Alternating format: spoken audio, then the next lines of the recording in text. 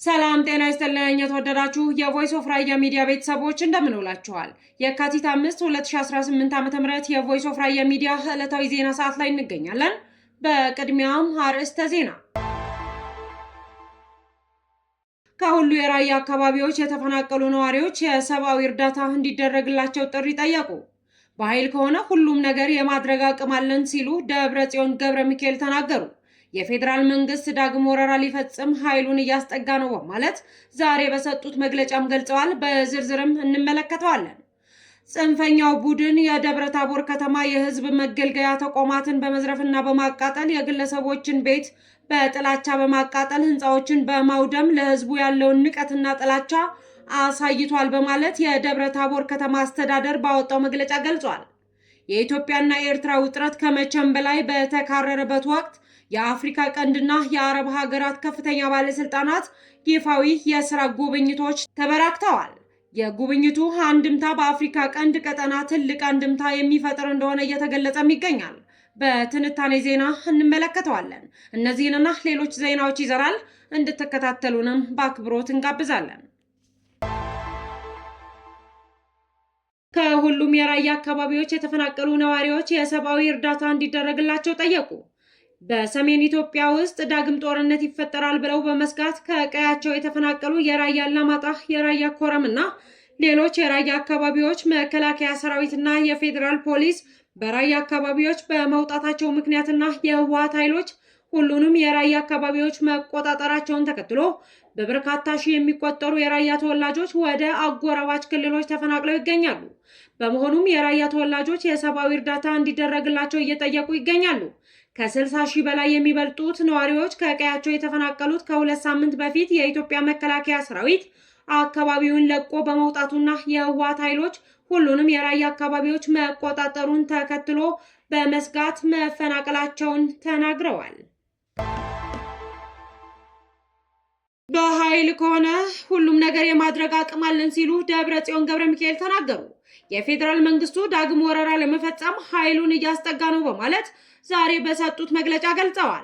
የህወሓት ሊቀመንበር ዶክተር ደብረጽዮን ገብረ ሚካኤል የፌዴራል መንግስቱ የፕሪቶሪያውን የሰላም ስምምነት በመጣስ ወረራ ለመፈጸም የጦር ኃይሉንና መሳሪያ ወደ ትግራይ ድንበር እያስጠጋ ነው ሲሉ ዛሬ የካቲት 5 2018 ዓ.ም በሰጡት መግለጫ ገልጸዋል። ሊቀመንበሩ የድርጅቱን 51ኛ ዓመት የምስረታ በዓል የካቲት 11 አስመልክቶ በሰጡት መግለጫ መንግስት በሰራዊትና በህዝቡ ላይ ተኩስ መክፈቱንና አድቅቀናቸዋል፣ አሁንም እናደቃቸዋለን የሚል የፕሮፓጋንዳ ዛቻዎችን እያሰማ መሆኑን ጠቅሰዋል። በዓሉ የሚከበረው የሰላም ስምምነቱ በተጣሰበትና የወረራ ስጋት ባለበት ወቅት መሆኑን የገለጹት ደብረጽዮን ገብረ ሚካኤል የትግራይ ህዝብ ለህልውናውና ለሉዓላዊነቱ ከመቼውም ጊዜ በላይ እንዲዘጋጅና እንዲታገል ጥሪ አቅርበዋል። የፕሪቶሪያው ሰላም ስምምነት የተኩስ አቁም ስምምነት ነው። አሁን ግን የፌዴራል መንግስት ተኩስ በመክፈት ስምምነቱን ጥሷል። እናም የሰላም ጥሪውን ከተረገጠ ማንም የትግራይ ተወላጅ ዝም አይልም በማለት ገልጸዋል። አክለውም በኃይል ከሆነ ሁሉም ነገር የማድረግ አቅም አለን ሲሉ ዶክተር ደብረጽዮን ገብረ ሚካኤል ገልጸዋል። ከ6 ዓመት በፊት በኃይል ከሆነ ሁሉም ነገር የማድረግ አቅም አለን በማለት መናገራቸውም ይታወሳል። በመሆኑም በህወሓት ኃይሎችና በፌዴራል መንግስት የተደረገው አስከፊ ጦርነትና እልቂት ማስከተሉ ይታወቃል። በሁለቱም ኃይሎች በፕሪቶሪያው ስምምነት ከተፈረመ በኋላ በክልሉ አንጻራዊ ሰላም የሰፈነ ቢሆንም የፌዴራል መንግስት ህወሓት ሻዕቢያ ጋር ጥምረት በመፍጠር ለጦርነት እየተዘጋጁ እንደሆነ በተደጋጋሚ የተናገረ ሲሆን በህወሓት በኩል በኃይል ከሆነ ሁሉም ነገር የማድረግ አቅም አለን በማለት የቃላት ጦርነት ውስጥ ገብተዋል። ጽንፈኛው ቡድን የደብረ ታቦር ከተማ የህዝብ መገልገያ ተቋማትን በመዝረፍና በማቃጠል የግለሰቦች ቤት በጥላቻ በማቃጠል ህንፃዎችን በማውደም ለህዝቡ ያለውን ንቀትና ጥላቻ አሳይቷል በማለት የደብረ ታቦር ከተማ አስተዳደር ባወጣው መግለጫ ገልጿል። መንግስት ያቀረበውን የሰላም ጥሪ ወደ ጎን በመተው የማህበረሰቡን ሰላም የሚነሳና ልማት የሚያወድም ጽንፈኛ ቡድን መቼውንም ቢሆን ወገንተኝነቱ ለህዝብ ሊሆን አይችልም ሲል የደብረ ታቦር ከተማ አስተዳደር አስታውቋል። ባለፉት 3 ዓመታት ከአብረኩ በወጡ ነገር ግን በግብር ከህዝባችን እሴትና ሞራል ጋር የማይታረቅ የትኛውንም እታገልለታለሁ የሚለውን ህዝብ ሊያደርገው የማይችሉ አሰቃቂ ተግባራትን በህዝባችን ላይ ፈጽሟል ያለው ከተማ አስተዳደሩ ህዝባችን እንቅስቃሴው የተገደበ እንዲሆንና ነፃነት እንዳይሰማው ከማድረጉም በላይ ግድያ፣ ዘረፋና ሌሎች ኢሰብአዊ ድርጊቶችን ያለ ገደብ ያለመሳቀቅ ፈጽሟል በማለት ወቅሷል። ታሪክ፣ መልኳ፣ ተፈጥሮ፣ ባህሏና ፍትሐዊነት መገለጫዎቿ የሆኗት ደብረ ታቦር ከተማ የትግራይ ኃይሎች በተደጋጋሚ ሊያወድሟት ሞክረው በህዝቡ ጥረትና በጸጥታ ኃይሎች ጥምረት አልተደፈረችም ነበር ያለው አስተዳደሩ፣ ይህ ጽንፈኛ ቡድን ግን በተደጋጋሚ እረፍት እንዳታገኝ፣ ፍትህና መረጋጋት እንዳይኖራት በተደጋጋሚ ከተማዋ እንድትወድም አልሞ የሚሰራ መሆኑን በተግባር አሳይቷል በማለት ወቅሷል። ከትናንት ጀምሮ ደብረ ታቦር ከተማን ያዝኩ እያለ ሲያሸብር ውሎ የጥፋት ተልዕኮውን ለመፈጸም በከተማዋ ዙሪያና የከተማዋ አንዳንድ አካባቢዎች ቀስቀሳ የጀመረው ይህ ቡድን የከተማው ህዝብ መገልገያ ተቋማትን በመዝረፍና በማቃጠል፣ የግለሰቦችን ቤት በጥላቻ በማቃጠል፣ ህንፃዎችን በማውደም ለህዝብ ያለውን ንቀትና ጥላቻ አሳይቷል ብሏል። ኢትዮጵያን ለማፍረስ በአንድ በተሰለፉ ፕሮፓጋንዲስቶች የሚደገፈው ይህ ጽንፈኛ ቡድን ደብረ ታቦርን እሱ እንደፈለጋት ልትሆንለት አልቻለችም። ደብረ ታቦርና ህዝቧ ፍላጎቱ ሰላም፣ ልማትና ፍትሐዊነት እንዲረጋገጥ ነው። ለዚህ ከጸጥታ ኃይሉ ህዝቡ በቅንጅት የሰራው ስራ ምስክር ነው በማለት አስገንዝበዋል።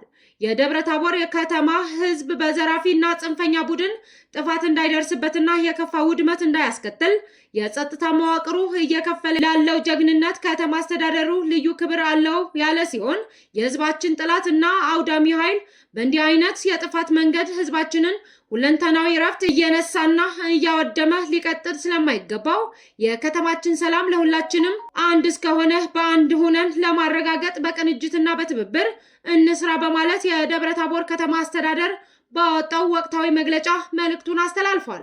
ከቀናት በፊት መከላከያ ሰራዊት ከአካባቢው መውጣቱን ተከትሎ በክልሉ የሚንቀሳቀሰው የፋኖ አባላት በከተማዋ መግባታቸውም ይታወሳል። የኢትዮጵያና የኤርትራ ውጥረት ከመቼውም ጊዜ በላይ በተካረረበትና እንዲሁም በሱዳን የእርስ በርስ ጦርነት የውጭ ሀገራት ጣልቃ ገብነት ዋነኛ መነጋገሪያ በሆነበት ወቅት የአፍሪካ ቀንድና የአረብ ሀገራት ከፍተኛ ባለስልጣናት ይፋዊ የስራ ጉብኝቶች ተበራክተዋል። ግብጽና ኢትዮጵያ በታላቁ ህዳሴ ግድብ ዙሪያ የተፋጠጡበት እንዲሁም ቀጠናዊ ኃይልን አሰላለፍ የሚለውጡ ክስተቶች የበዙበት ወቅት እንደመሆኑ በአፍሪካ ቀንድና በአረብ ሀገራት የሚደረጉ ጉብኝቶች ከዲፕሎማሲያዊ ትስስር የዘለለ አንድምታ ሊኖራቸው ይችላል። ትናንት ረቡዕ ኢትዮጵያ የገቡት የሳውዲ አረቢያው የውጭ ጉዳይ ሚኒስትር ልዑል ፋይሰል ቢን ፈርሃን ከጠቅላይ ሚኒስትር አብይ አህመድ ጋር በሁለትዮሽ እንዲሁም ቀጠናዊ ጉዳዮች ዙሪያ መወያየታቸው ተገልጿል። ባለፈው ሳምንት የኢትዮጵያው የውጭ ጉዳይ ሚኒስትር ጌዲዮን ጢሞቴዎስ ወደ ሳውዲ አረቢያ ተጉዘው ከልዑል ፋይሰል ቢን ፈርሃን ጋር መወያየታቸውም ይታወሳል። ከሳውዲው የውጭ ጉዳይ ሚኒስትር ልዑል ፋይሰል ቢን ፈርሃን ጋር በተደረገው ውይይት ሁለቱ ሀገራት የአፍሪካ ቀንድን ሰላምና መረጋጋትን ለማስጠበቅ በጋራ ለመስራት እንደተስማሙም ተገልጿል። ይህ በእንዲህ እንዳለ የቱርኩ ፕሬዝዳንት ረሲፕ ታይፕ ኤርዶዋን በቀጣይ ሳምንት ወደ ኢትዮጵያ እና የተባበሩት አረብ ኤሚሬትስ እንደሚጓዙ የሀገሪቱ መገናኛ ብዙሃን ዘግበዋል። በቀጣይ ሳምንት የሚኖረው የኢትዮጵያና የተባበሩት አረብ ኤሚሬትስ ጉዟቸው በዲፕሎማሲያዊ መንገድ ሰላምን የማስፈን ዓላማ እንዳነገበ የአናዶሉ ዘገባ ጠቁመዋል። የሶማሌው ፕሬዝዳንት ሐሰን ሼክ መሐመድ እና የግብፁ ፕሬዝዳንት አብዱል ፈታህ አልሲሲ ካይሮ ውስጥ ባደረጉት ውይይት ያላቸውን የደህንነት ትብብር ለማጠናከር መስማማታቸውም ተዘግቧል። ግብፅ በአፍሪካ ህብረት የሶማሊያ የድጋፍና የማረጋጋት ተልዕኮ ስር ወታደሮቿን ለመላክ በያዘችው እቅድ መሰረት ተግባራዊ እንደምታደርግ ፕሬዝዳንት አልሲሲ ተናግረዋል። ረቡዕ ዕለት ግብፅ በሶማሊያ ያሰማራችው ሰራዊት በዘመናዊ የጦር መሳሪያዎችን ያካተተ ወታደራዊ ትዕይንት ሲያሳይ የሀገሪቱ ፕሬዝዳንት ሐሰን ሼክ መሐመድ እና የግብፁ መከላከያ ሚኒስትር ተገኝተዋል። የሶማሌላንድ ፕሬዝዳንት አብዱራህማን መሐመድ አብዱላሂ ወደ እስራኤል ይፋዊ ጉብኝት ሊያደርጉ እንደሚችሉ የሚጠቁሙ ዘገባዎችም ወጥተዋል። የግብፁ ፕሬዝዳንት ወደ ተባበሩት አረብ ኤሚሬትስ ከመሄዳቸው በፊት ከቱርኩና ከሶማሊያው አቻቸው ጋር ውይይት አድርገዋል። በቅርብ ሳምንታት ወዲህ ወደ ኢትዮጵያ ከተጓዙ የምዕራባውያን የሀገራት ባለስልጣናት መካከል የዩናይትድ ኪንግደም የኮመንዌልዝ ልማት ጉዳዮች እና የውጭ ጉዳይ ሚኒስትር ይቬት ኮፐር ይገኙበታል። የአሜሪካ የውጭ ጉዳይ ምክትል ሚኒስትር ክሪስቶፈር ላንዳው እና የአሜሪካው የአፍሪካ አዛዥ ጀነራል ዳግቪንም ወደ ኢትዮጵያ ተጉዘው ከጠቅላይ ሚኒስትር አብይ ጋር ስለ ቀጠናዊ የሰላምና ደህንነት ጉዳዮች መምከራቸውም ይታወሳል።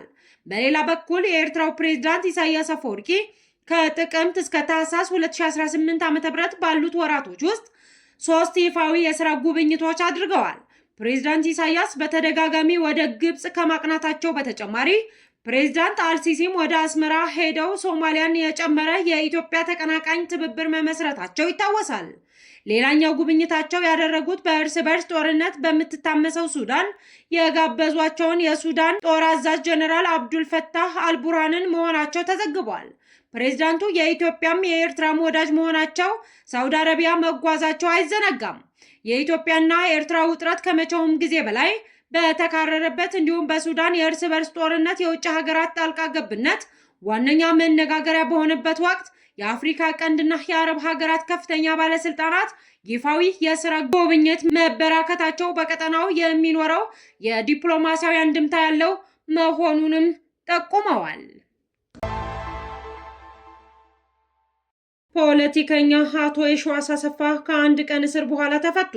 አቶ የሺዋስ ትናንት ረቡዕ የካቲት 4 2018 ዓ.ም ከቀኑ 10 ሰዓት ገደማ ተፈትተው በስልክ እንዳነጋገሯቸው የኢህአፓ ፕሬዝዳንት አቶ አብርሃም ሃይማኖት ለኢትዮጵያ ኢንሳይደር ተናግረዋል።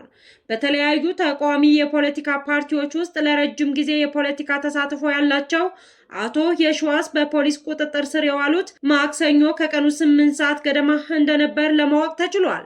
በትናንትናው የቮይስ ኦፍ ራያ ሚዲያ የዜና ዘገባችን ፖለቲከኛ የሺዋስ አሰፋ መታሰራቸው መዘገባችን የሚታወስ ነው። የተወደዳችሁ የቮይስ ኦፍ ራያ ሚዲያ ቤተሰቦች የዛሬው የዜና ጥንቅራችን ይህንን ይመስል ነበር። ስለተከታተላችሁን እጅግ አድርገን እናመሰግናለን። ሰላም።